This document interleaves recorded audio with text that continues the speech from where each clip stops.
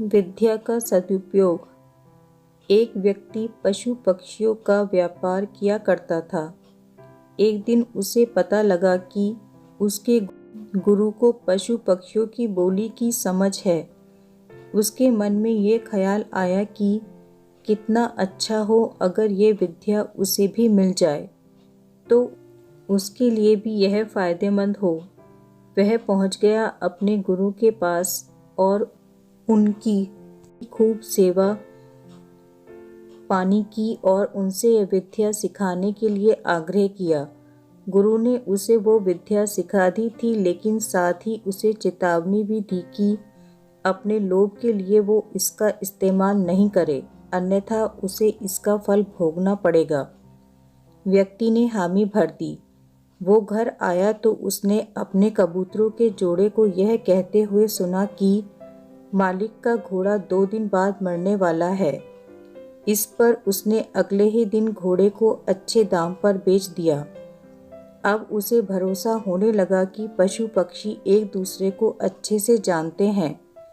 अगले दिन उसने अपने कुत्ते को यह कहते हुए सुना कि मालिक की मुर्गियां जल्दी ही मर जाएंगी, तो उसने बाजार जाकर सारी मुर्गियों को अच्छे दामों पर बेच दिया।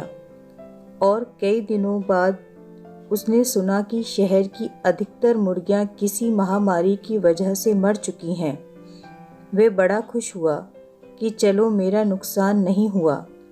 हद तो तब हो गई जब उसने एक दिन अपनी बिल्ली को यह कहते हुए सुना कि हमारा मालिक अब तो कुछ ही दिनों का मेहमान है। तो उसे पहले तो विश्वास ही नहीं हुआ, लेकिन बाद में अपने गधे को भी उसने वही बात दोहराते हुए सुना। तो वो घबराकर अपने गुरु के पास गया और उनसे बोला कि मेरे अंतिम क्षणों में करने योग्य कोई काम है तो बता दें, क्योंकि मेरी मृत्यु निकट है।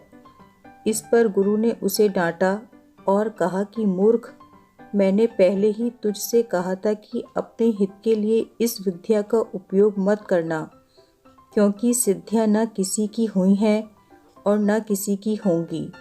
इसलिए मैंने तुझसे कहा था कि अपने लाभ के लिए और किसी के नुकसान के लिए इनका प्रयोग मत करो।